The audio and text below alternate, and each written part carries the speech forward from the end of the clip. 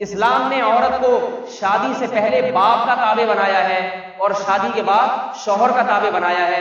اسلام عورت کی ایسی آزادی کا قائل نہیں ہے جیسی آزادی کا انگریز قائل ہے۔ ایسی آزادی پہ 100 دفعہ اسلام لعنت بھیجتا ہے۔ اسلام عورت کی جس آزادی کا قائل ہے وہ آزادی کیا ہے؟ عورت کا نان نفقہ خرچہ پانی شوہر مکمل ادا کرے، بر وقت ادائیگی کرے۔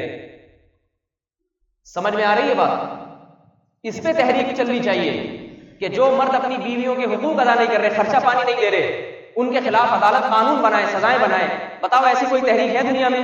کوئی بھی نہیں۔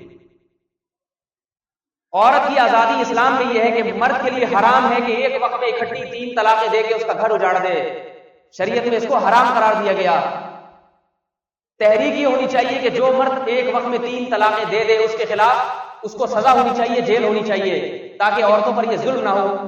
بتاؤ کوئی تحریک ہے؟ کوئی ایسی تحریک نہیں۔ کل ایک صاحب آ گئے 3 طلاقیں دے کے، پریشان کیا کروں؟ ہم نے کہا دے دی، 3 فائر تھے چلا دیے، تو اب کیا کریں؟ ہم سے کیا پوچھیں؟ حضرت عمر کا دور حکومت ہوتا، حضرت عمر کے پاس جب کوئی 3 طلاقیں دے کے آتا تو یاد رکھو، صحیح حدیث ہے، حضرت عمر ڈنڈے سے مار مار کے اس کا سر گنجا پہنے کرتے تھے، مسئلہ بعد میں بتاتے کہ ہو گئی ہے طلاق۔ آج کوئی سزا نہیں ہے اس کے اوپر، کوئی سزا نہیں، جب چاہو جتنی چاہو پھینک دو، مفتیوں کا جا کے پھر دماغ گنجا کرو جائے کیوں ہو گئی۔ پھر بعض یہ بھی آ کے کہتے ہیں کہ مجھے تھوڑی پتا تھا اس طرح سے ہو جائے گی۔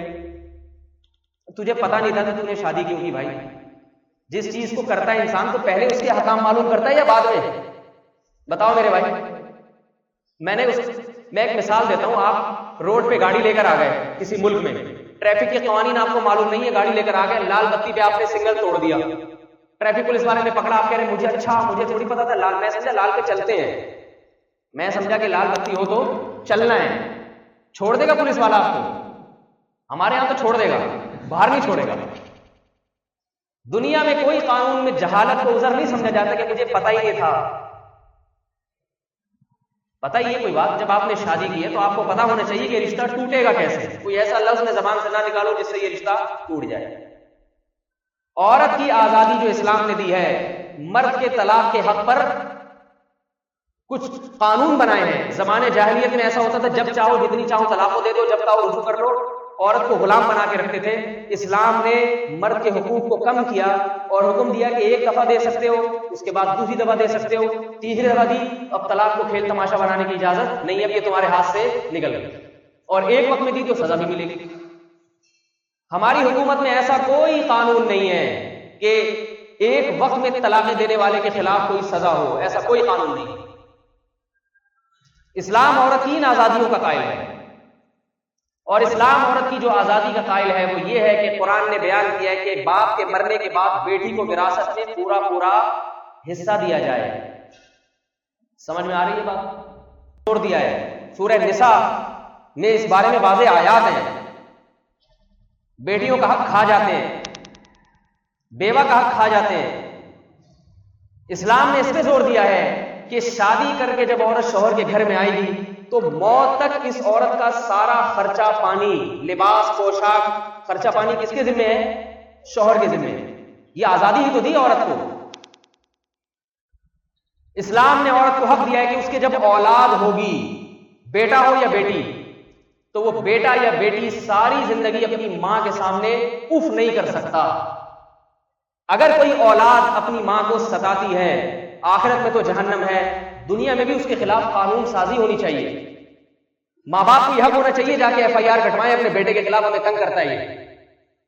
آج بیٹے تو FIR کٹواتے ہیں، یورپ میں دیکھیں ماؤں کی FIR ہے، آپ تک ہم نے نہیں سنی کہ ماں نے اپنے بچے کے خلاف FIR کٹواتی، اس سے تمیز سے بات نہیں کرتا، کہتے نہیں کرتا تو اس کا بنیادی حق ہے، وہ جس طرح سے چاہے بات کرے، یہ آزادی دی گئی۔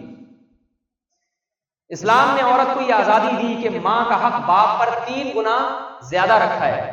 حملتہ امہ کرہن ووضعتہ کرہن، اس لیے کہ ماں نے 3 تکلیفیں ایسی اٹھائی ہیں جو باپ نے نہیں اٹھائی۔ حملتہ امہ کرہن، قرآن کہتا ہے اس کی ماں نے 9 مہینے اپنے پیٹ میں اٹھایا، یہ تکلیف ووضعته کرہن، جننے کی تکلیف، بچہ جننے کی تکلیف جو آج کل ڈاکٹروں نے آپریشن کے ذریعے ختم کر دی ہے، اسی زمانے میں ہوا کرتی تھی، بچہ جننے کی تکلیف، اور وحملہ وفصالہ فی عامین، 2 سال 2.5 سال تک اپنی گود میں اٹھائے رکھنا، ہر وقت اس کی نگہداشت کرنا، یہ 3 تکلیفیں ماں نے اٹھائیں۔ اس لیے اللہ کے نبی نے فرمایا کہ تمہارے حسن اخلاق کا سب سے زیادہ مستحق تمہاری ماں ہے۔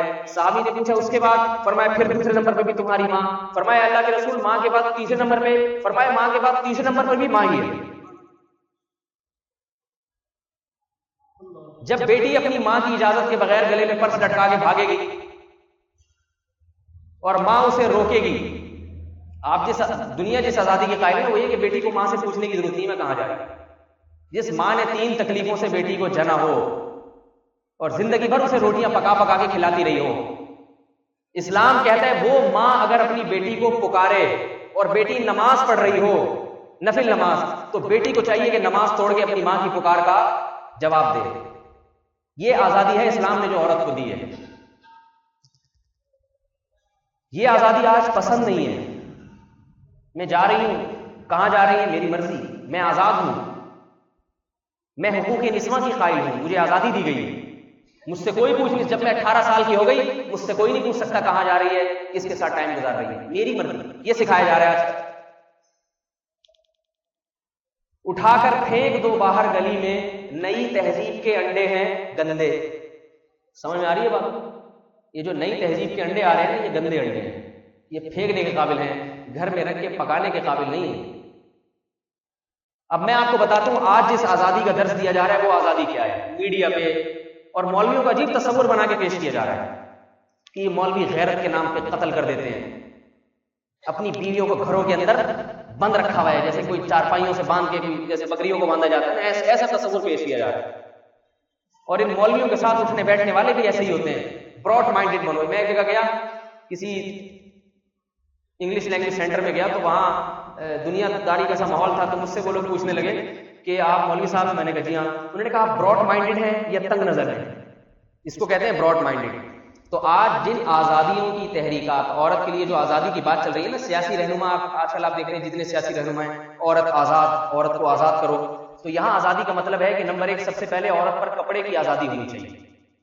یہ جو کپڑے پہنتی ہیں نا خواتین، یہ بہت یعنی تنگ نظری کی بات ہے، پورے کپڑے ہوں، پورا لباس ڈھکا ہوا ہو۔ آزادی آپ دیکھیں یورپ میں عورت آزاد ہے نا، کیا خیال ہے؟ سمجھا یہی جاتا ہے کہ یورپ میں عورت آزاد ہے، تو وہاں آزادی کا مطلب کیا ہے؟ کپڑوں سے آزاد۔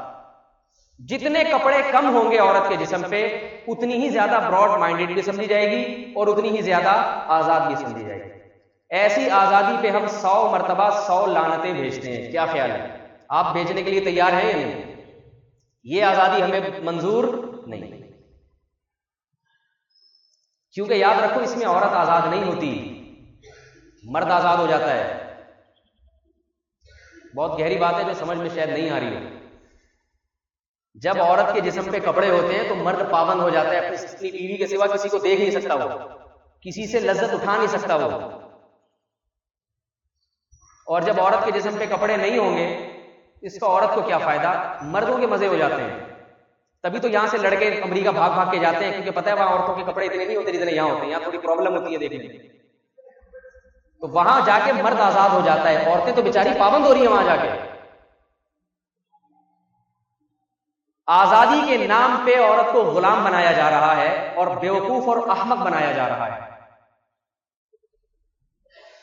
پرانے وقتوں کی بات ہے جب افغان جہاد چل رہا تھا رشیا کے خلاف، لوگ بہت آتے جاتے تھے، تو ایک نوجوان افغانستان ہو کر آیا، کہہ رہے 3 مہینے میں جیسی نظر کی میں نے حفاظت کی ہے پوری زندگی میں ایسے نہیں ہوئی۔ میں نے کہا ماشاءاللہ بڑے نیک پرہیزگار۔ اس نے کہا نیکی پرہیزگاری کی بات نہیں ہے، چاہو بھی تو کوئی دیکھنے کو ملتا ہی نہیں تھا۔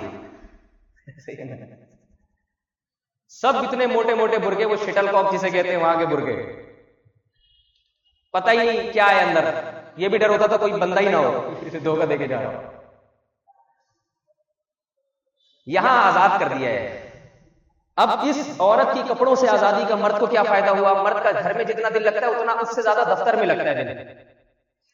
پہلے جب عورتیں برقعوں میں ہوتی تھی مرد کو دفتر میں اتنا مزہ نہیں آتا تھا، وہ ہے ہی اپنے جیسے سارے نظر آتے، لہذا شام کو لوگ جلدی جلدی گھر بھاگتے تھے، گھر جائیں گے اپنی بیوی کی زیارت کریں گے، آنکھیں ٹھنڈی ہوں گی۔